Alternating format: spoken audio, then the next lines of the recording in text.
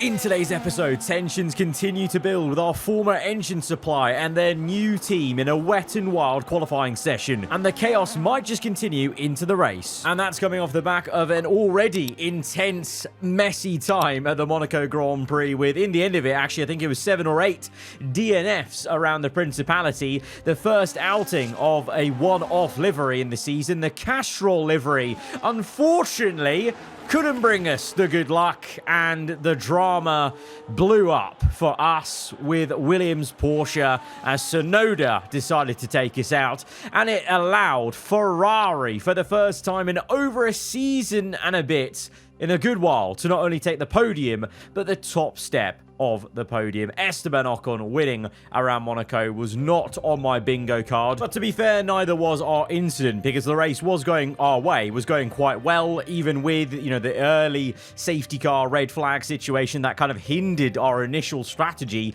It was going so well, but yeah, I mean, the drama has erupted with our former engine supplier now partnering with Williams. It's feeling like now the fight is very much personal and direct with them, and that's coupled with obviously plenty of other teams in the fight. We've had 4 different winners so far in the first 4 races. We now go to round 5 in Catalonia, driving as Piastri. Hello everyone, it is a track the drivers know oh so well. It is qualifying in Barcelona for the Spanish Grand Prix. For the first time in the season, I believe, a competitive session in the wet. It's raining enough for intermediates, not probably the full wet, but inters will be very tricky around this circuit where you need the downforce there. And it's our first time driving the Jaguar car, you know, slightly different, you know, drivability, the way the car handles mid-corner. So this is going to be an interesting one. We fueled the car up for a lot of laps, and you're going to see on the top left we'll do about 3 different flying laps, 2 of them consecutive, the third one having changed tyres and gone for another new set. And each lap we're getting quicker, but each lap also the track was clearly getting quicker and quicker as it was raining, but I think it started to rain less as we went through the session because the track looks a lot drier now, I think you'll agree, on this third and final flying lap that we begin. And actually getting a bit of PTSD from last season, seeing the rear wing failure pop up for us. Thankfully, in this session, it won't really matter too much. I think DRS was technically disabled anyway. It might have just been re-enabled for that last lap, but we're still gaining so much time because, yeah, the track is, it almost looks dry in some corners. You know, you can still see the spray being kicked up from the car ahead of us directly on track here, so it's still got definitely enough water that you need the intermediates, but definitely night and day difference to how the track was at the start, and that's reflected in the lap time of 2.2 seconds gained on that last flyer, so that very much needed to be out there at the very end of the session.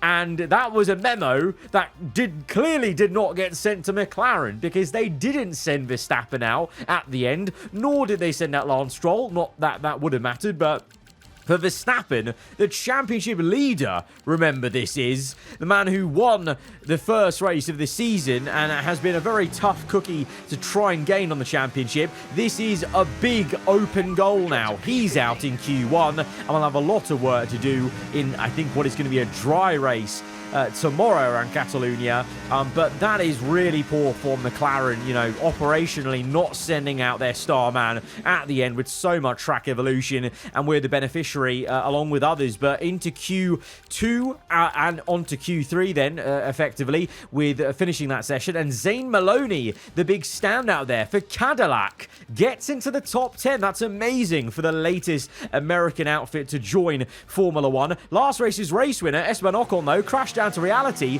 He's out. Albon, his teammate, the other Ferrari, is in though, so the Ferrari still has some good pace around this circuit. You know, we've gone to 5 very different circuits, and what's very apparent is that Williams Porsche, when they're not blowing up or crashing into people, they have some pace, and Red Bull too are quite consistent up there. Ferrari yo-yoing a little bit, and clearly also McLaren as well. But in Q3 now, we're out on the intermediate, but others, it seems like, are opting for this soft compound, even though I still think it's clear clearly a bit too wet. Albon setting a purple lap time. Don't know what tyre he's on, but we're catching Paul Aaron, who is going as slow as a granny on Sunday. What is going on with Aaron? The light is flashing, so he's harvesting energy. He's held us up. We've gone purple in Sector 1, so we're definitely on the better tyre, and we've had to overtake him on our qualifying lap. He doesn't get out of the way.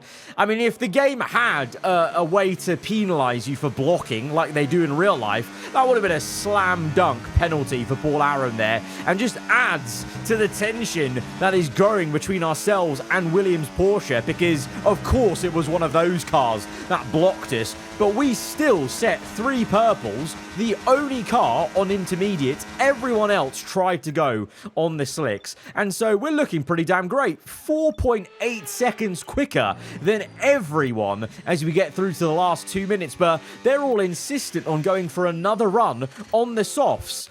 I think just carry on and intos, really, because it just looked too wet on that first run. The problem is, though, I really didn't factor in the track was still drying, and maybe I got a bit too cocky with the 4.8 second gap, because immediately then everyone starts pumping in purples on this second run, and more so, I've cocked up on the top right. I've not even gone out in time to get my lap started.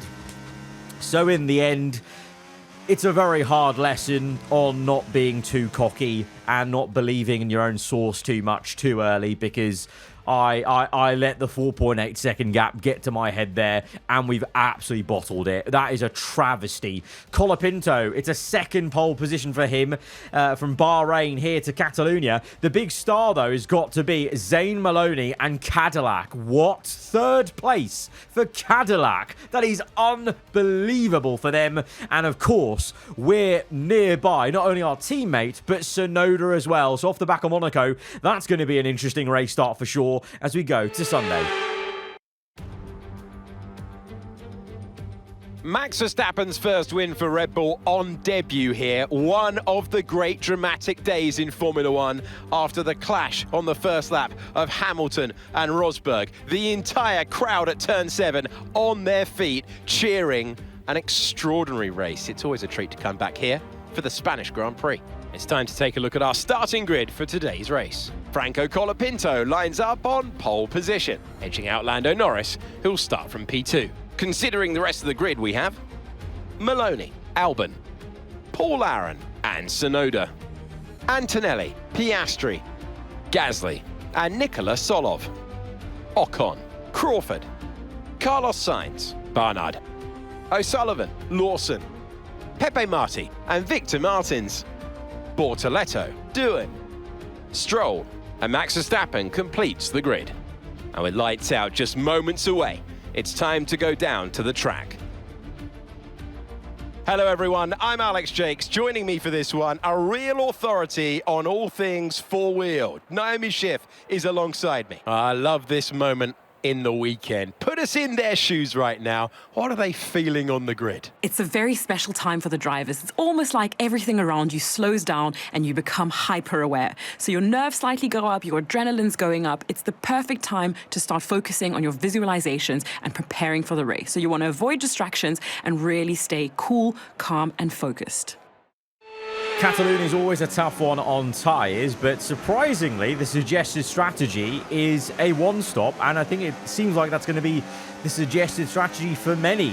The mediums to the hards. I suspect with our tyre wear, we might be able to go really aggressive, and I'm quite surprised to say, maybe could even pull off a medium to soft, dare I say, depending on how long we can stretch this medium tyre stint. I guess we're going to see. I mean, first of all, ourselves and Antonelli from 7 and 8 need to make plenty of overtakes. Colapinto on the front row alongside the Mercedes as we go to lights out, and we're underway for this Spanish Grand Prix here in Season 5. It's a really good start for our slow one for Antonelli. It's all getting quite close for Tsunoda on Albon's rear end. Colapinto leads into turn 1. We've got a car either side of us and a little bit of ping pong nearly as we go very cautious to be honest, in hindsight. Could have gone a bit more aggressive there to maintain position on Tsunoda, but we had Antonelli on our left, and I just did not want to give him the squeeze and hinder our teammate. But in doing so, we've now opened ourselves up, and Gasly is going very aggressive on the inside. He's on the soft compound, to be fair, so he needs to be going quicker and making use of that tyre initially, and he's done so against us at least to overtake us. So in the end, it's a bit of a scrappy first lap. We're down to 9th place, Antonelli in 7th, but we've got still plenty of this race to go. 32 laps ahead of us. Colapinto, though, with an early lead, already broken DRS. That's quite good for the Argentinian in the Red Bull Ford. That team's still looking for a race win, as well as Mercedes and the reigning champion Lando Norris in 2nd place. But look at Maloney. Let's just focus in on this Cadillac, new to the F1 grid for this season, flying high right now. And Maloney has chosen the soft compound.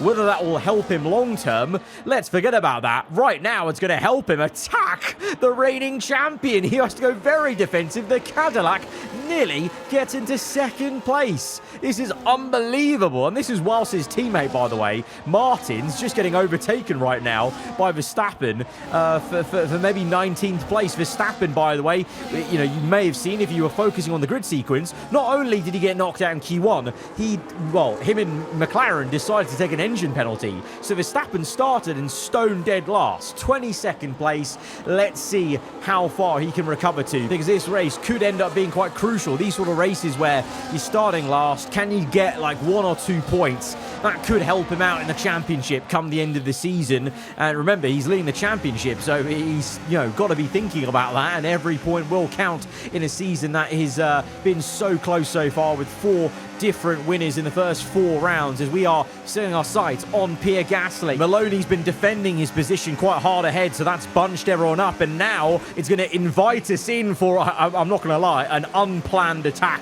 on Pierre Gasly on the inside there. Just kind of caught him napping, but kind of had to make the move, otherwise I was going to just crash into him, because of the concertina effect. That entire train was braking so early for that left-hander in Sector 3. So side by side with Gasly, couldn't quite make it. He's, you know, on the soft, so right now on lap 3 he's probably still got that extra edge of grip, but in a straight line we've surely got something with DRS. He's got DRS though, to be fair, so we haven't really closed up that much. If we can maybe just hang on enough where he loses DRS from Antonelli, then we can start cooking a little bit to overtake him. But at the same time, we're also now worrying behind us, because look at Ocon, he's now closing up, as well as the BWT Haas, and look at that head. It's the Ferrari side by side with Maloney, I think that is. So the Cadillac's putting up a real fight, and this is helping us. No, it's Aaron, sorry, it's Aaron. Aaron putting up a big fight, and yellow flags. Oh, I didn't even notice that. Lando Norris is out.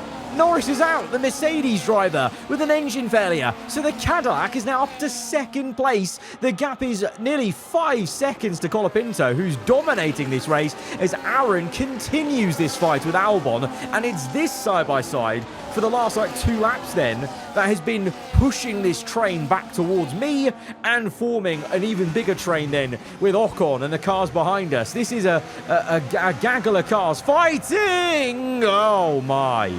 Okay, that was heart and mouth stuff. We just dropped the rear end, and now we have to reset and go again. We've lost nearly 3 seconds to Gasly. That was, well, not my finest moment, but we've also done very well to hold it, to be honest. But, just lock the fronts and stop the car spinning more. Ocon just about avoids it, but now we need to re-engage and catch back up. But, you know, in clean air, we're going to have pretty good pace. The problem was in dirty air, it was so difficult, and that, I think that's what caused the spin, was just that dirty air just really offsetting the car mid-apex. Because already now there, the car's looking a lot more lively and stuck to the road, and we're looking to try and bridge this gap down. But Colapinto streaking off in the distance, Maloney on his own as well, and Aaron continues to defend Albon with all he's got, and a train forming down to Antonelli and Gasly. Then you've got ourselves 3 wide behind Verstappen, trying to make a double overtake. Oh my god, the Cadillac's upside down. Oh my god, airborne crash for the Cadillac, for Martins. Verstappen was making a double overtake, and he's just about managed to do it as the crash occurred on the inside, and no wonder it will be a red flag for that, for a car upside down on top of another one. Incredible stuff. What on earth was that? That was insane. And Verstappen's one lucky cookie that he got away with this, because those cars could have easily have pile drived into Verstappen. And what a POV shot for the Cadillac there.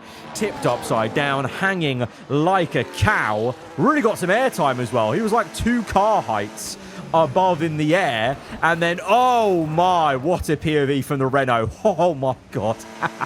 The way that car landed. There's just something about seeing the plank of an F1 car, like, visibly, when it's upside down like that. You're like, oh, okay, something serious happened. And then this is a replay of earlier. This was actually, didn't notice it, but Bortoleto having a torrid time at his new team Honda with an engine failure earlier on in the race. You know, him and Norris with engine failures. So that's what, like 4 DNFs now in this Spanish Grand Prix. Red flag out for good reason. But now, very strangely, the strategy... This is, obviously, none of us used the soft tyre yesterday in qualifying, so we've all got brand spanking new sets of softs. And clearly, because of that, the suggested strategy for all of us, I think it will be, is 2 sets of softs to the end. So this is going to be probably quite a fun race to the end then. It's basically a kind of a very intense, long sprint race with 2 sets of softs as we go to lights out. And we are underway for a second time here for this Spanish GP. It's a real slow one for Antonelli this time round, as we're going to try and get the jump on our teammate.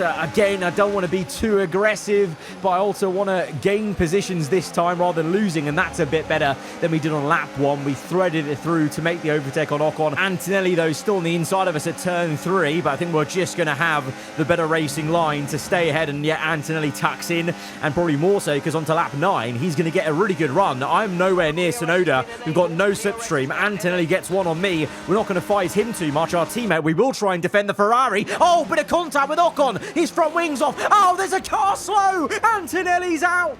Antonelli's just crashed right into the rear of a car. It's Maloney! And we've got a puncher. We've got a puncher on the rear right because we just narrowly avoided the contact, but the rear right got punctured on a bit of debris. Won't matter because there's a red flag, a second red flag of the day, and that's going to allow us to change tyres. But I think Antonelli's out here, surely. Oh, no. What? Antonelli's not out. I thought for sure Antonelli had just been completely blown up there, but no. Kimi's actually still in the race then. Only front wing damage, so he can change that under red flags. We had a puncher momentarily. Thank God there was a red flag. If we had to do a whole lap with a puncher, even with the safety car out, that would have been really painful. So it's a second red flag of the day.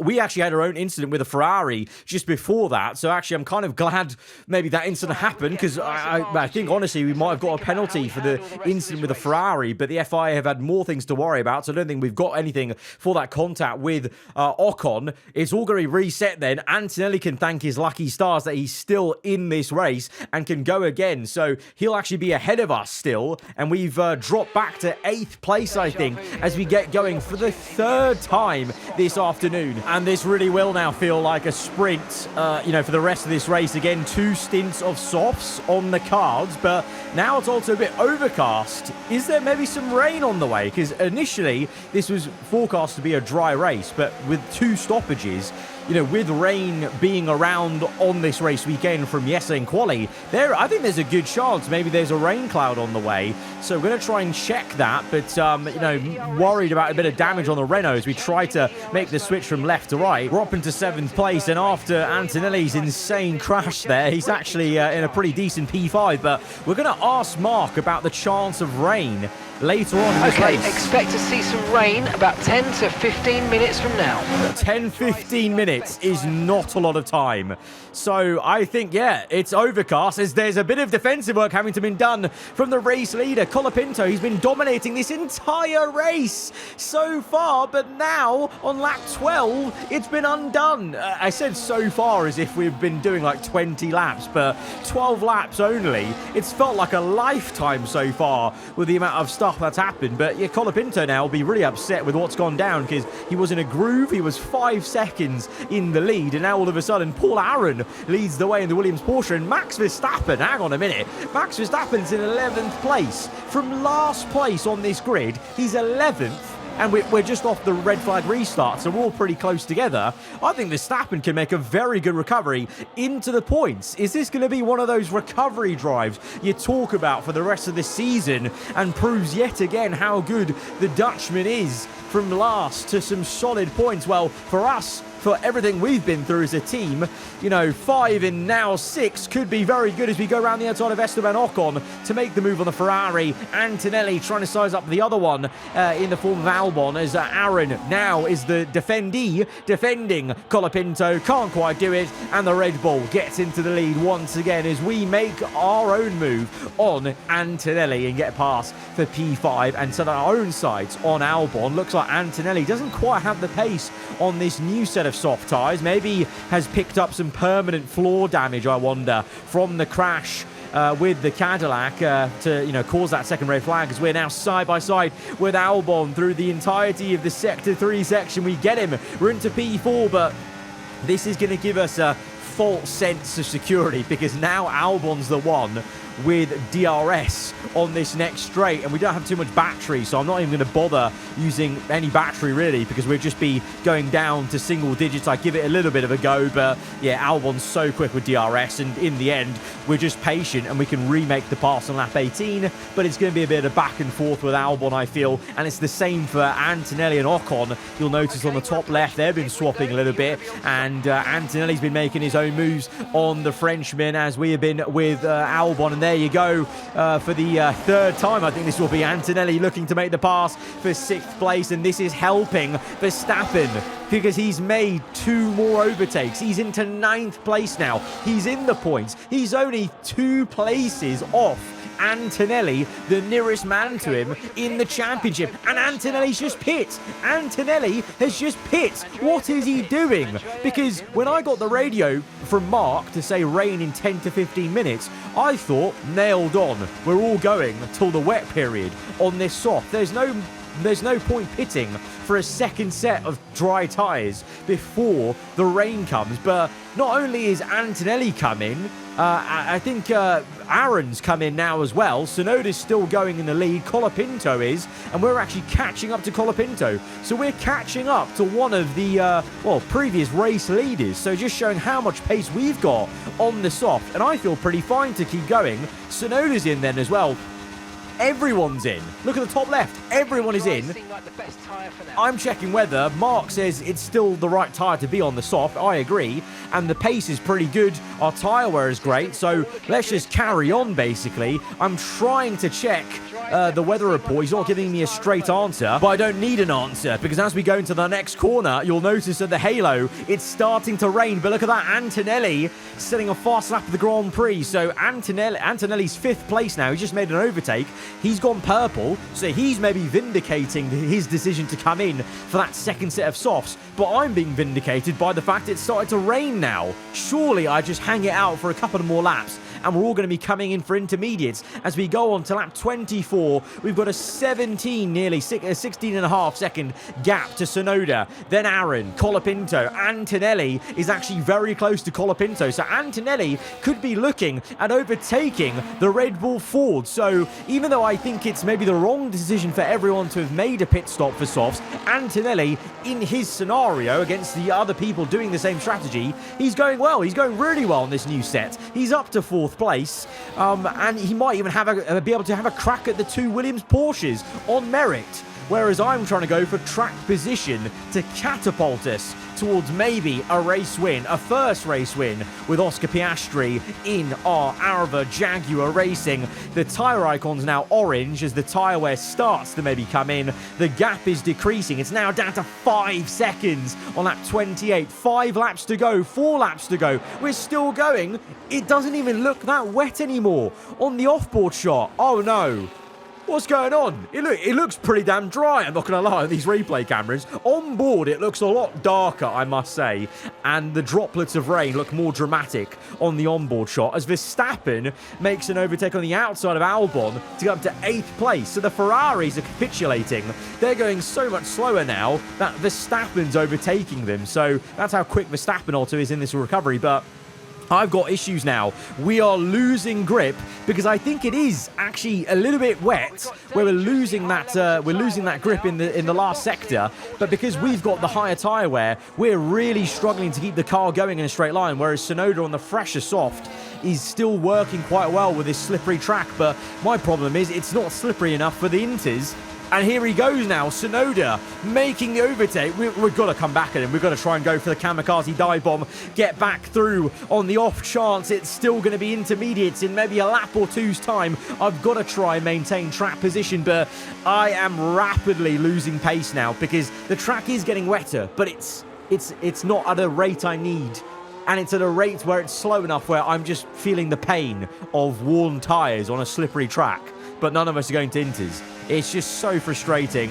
And this is really, really annoying because honestly, I think this is a slam dunk right here. Tsunoda's through. Aaron might be through. Can we do anything? We're going to swap it to the outside. Oh, it might be a clever double pass to come back through. No, Tsunoda's there. We push him wide. We are giving everything to maintain P1. Aaron now around the outside. We get the elbow on the left. The right, we're 3 wide again with the 2 Williams Porsche racing cars, and they're through. Tsunoda, we make contact with him. That one was for Monaco. That was for Antonelli. Aaron gets into the lead. We deny Tsunoda the lead, but we now lock up. We go deep, and that's the nail in the coffin.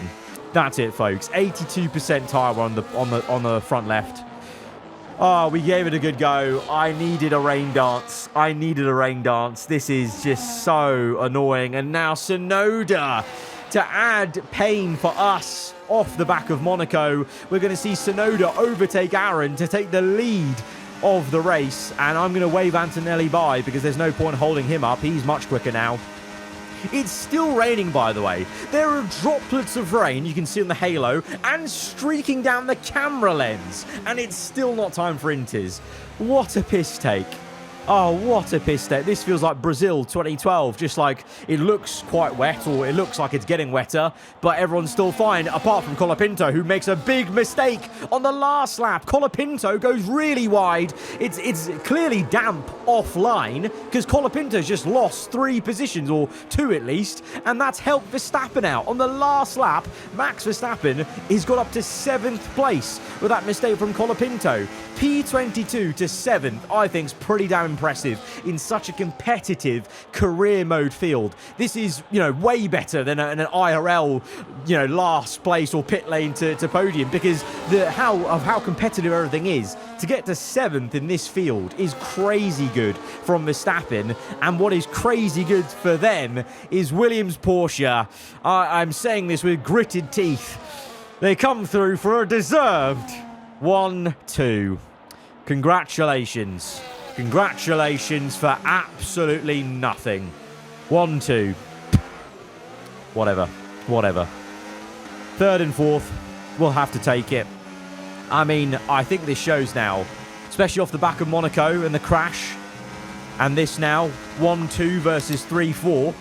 I think this season, it's starting to heat up, and the direct battle of us versus Porsche, our former engine supplier, it's on. It's game on, and Max Verstappen just happens to be there, still doing the business. Driver of the day, well deserved. Yuki Tsunoda has his day of days and takes the checkered flag. It's one thing to put fast laps together, but to make these moves stick without losing too much time, that's real racecraft. Tsunoda, the first repeat winner, although I don't like Porsche with Williams winning there. To be honest, with the start Tsunoda had with 2 DNFs in a row, he kind of deserves getting a second win and being the first repeat winner of the season, because it was a really torrid start to the season for him. And there's still big question marks about the reliability of their engine, I must say. But it's clear that there is a rivalry already really locking in with Williams Porsche. but Verstappen is still there. Don't mistake that. What a drive for him. From last place to 7th is so impressive in such a competitive field. You know, he's carrying McLaren on their backs. Their 5th place, they would be a lot lower without him, to be honest. And Red Bull still surprisingly, you know, consistently there with points. So constructors-wise, it's going to be a really interesting battle, I think, between many different teams. But in the Drivers' Championship, I still think Verstappen's the biggest threat to one of our drivers winning it, unless Tsunoda and Aaron really start to go on a tear, basically. But Antonelli leading, it's a very, very up and down day in Catalonia, but a really fun race to have. Guys, if you have enjoyed it, hit the like button. Let me know what you thought in the comments below. When you're around here, then do get subscribed for weekly Formula 1 content. I'll see you guys next time. Goodbye.